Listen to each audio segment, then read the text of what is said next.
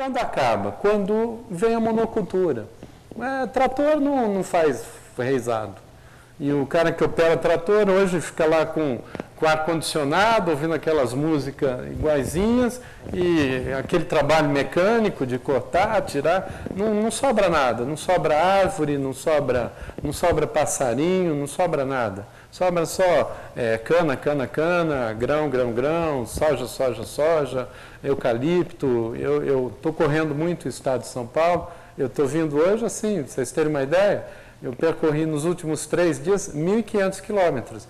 Eu fui até, olha só, saí São Paulo, acho que na quarta, São Paulo, fiz uma caminhada na periferia de Campinas, fui para Novo Horizonte, amanheci lá, São José do Rio Preto, reunião com um monte de gente, um ponto de cultura maravilhoso na zona de prostituição, umas meninas que fazem um trabalho lindo, as valquírias, são filhas ali das moças que trabalham lá, trabalho de percussão com maracatu, e elas inventam, e tem gente de rede. Daí eu fui subindo, fui para Jales, uma igreja batista, que tem também um ponto de cultura.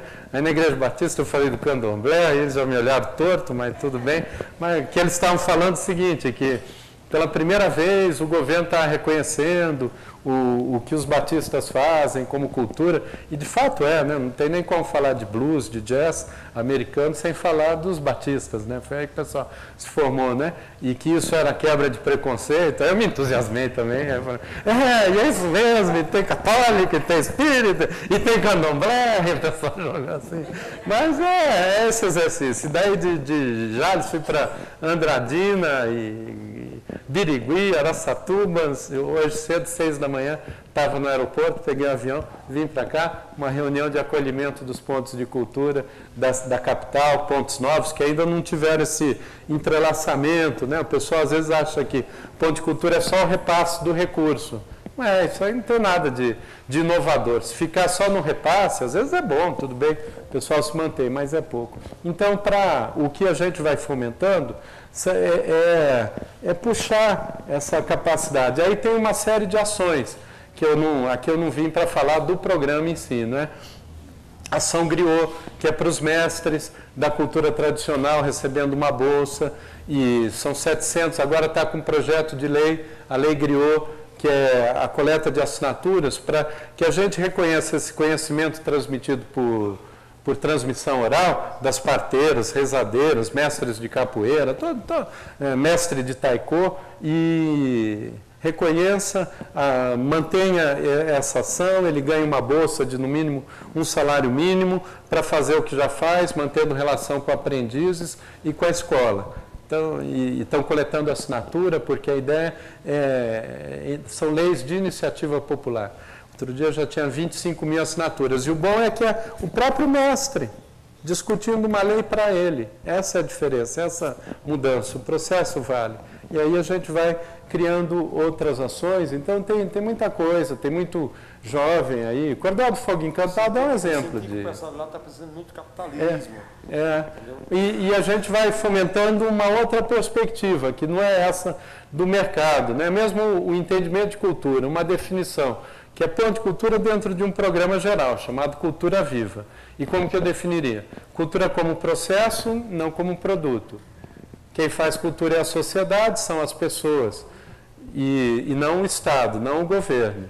Mas cabe ao Estado garantir meios para um fazer cultural com autonomia e protagonismo. Essa é a definição do que a gente vai praticando. E daí são exercícios que ocorrem, exercícios mesmo de civilização, eu diria. Como, por exemplo, novas práticas econômicas. Que economia? Economia solidária, com os princípios do comércio justo, consumo consciente, respeito ao trabalho humano, trabalho compartilhado, respeito ao meio ambiente, agricultura familiar, agroecologia, agrofloresta. É um pouco, a gente vai misturando aí. Mas existe uma preocupação de inclusão social? É exatamente isso. E entendo isso, existe uma preocupação de dar sustentabilidade para Então, a ideia é exatamente essa, mas a gente não trabalha... Então, mas aí que está. A ideia não... Primeiro, nós não trabalhamos...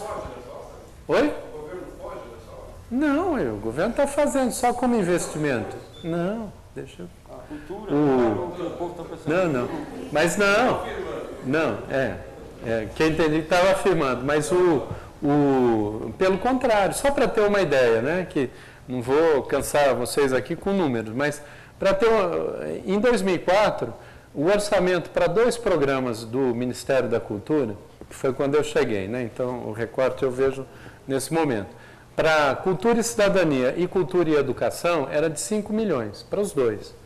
Eu cheguei e propus ponto de cultura, unificar, não dá para separar a educação de cidadania, tudo junto, aí criou o Cultura Viva. Aliás, o nome oficial do programa é Programa Nacional de Cultura, Educação e Cidadania. Hoje, esse ano, se realiza um orçamento de 180 milhões. Ou seja, em 6 anos, a gente conseguiu aumentar por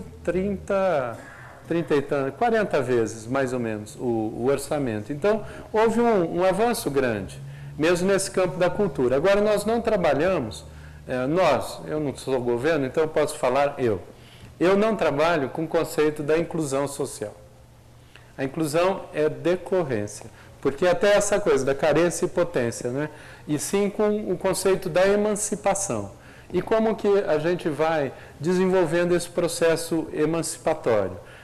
Exatamente no enlaçamento de redes dos pontos, criando outras formas de economia, que era essa da economia solidária, essa relação com o ambiente, trocas intensas, moedas sociais. Tem uma rede que é o Circuito Cultural Fora do Eixo, que são meninos de rock, aí começou em Cuiabá, tem moeda social, agora a gente está pensando em lastro para moeda social e base de trocas. Vejam, é bastante, olha, só em São Paulo se injeta. Agora, em ponto de cultura, como são 500, tem também redes municipais, 30 milhões por ano. Se os pontos começarem a fazerem algumas trocas e contratações de serviço entre eles, e é um pouco o que a gente vai promovendo. Também o convênio ele é trienal, para dar um horizonte de planejamento. Aí eu sofria, uma demanda, então joga para sustentabilidade como mercado, e vira tudo produto. Pode até virar, tem um artesanato, tem um espetáculo, tem coisas maravilhosas sendo feitas, e tudo bem, cada um faz o seu produto. Mas cultura não é produto, cultura é processo. E eu estou convencido, inclusive defendo como lei, que eu acho que cortei alguma coisa aqui, né? E eu defendo como lei que tem uma continuidade. Depois de 3 anos, o ponto de cultura ele faz a renovação. É lógico que se ele cumpriu bem o seu trabalho, melhor, ele renova. Se não, interrompe, mas teria um mecanismo, ele concorre com ele mesmo. E por último, não sei se já entendi, mas é sobre a burocracia. A gente tinha que exercitar novas formas, mas aí envolve uma outra mudança de padrão na relação do Estado com a sociedade. Estado é controle, imposição. O que a gente vai praticando com o ponto de cultura, essa busca de um povo forte, né? Na verdade a força de um governo está na força do seu povo, mas a construção desde o Egito Antigo é o contrário, é povo fraco para gerar dependência, né? Tanto que esse sentido do servir, aliás eu acho que uma grande mudança na política agora seria a gente tratar todo político, vereador, presidente da República, deputado, governador, chefe de seção, do que mais for, como servidor público, para, no mínimo, lembrar a todo mundo de que servidor serve e não se serve, e não de autoridade, porque a autoridade vem do povo.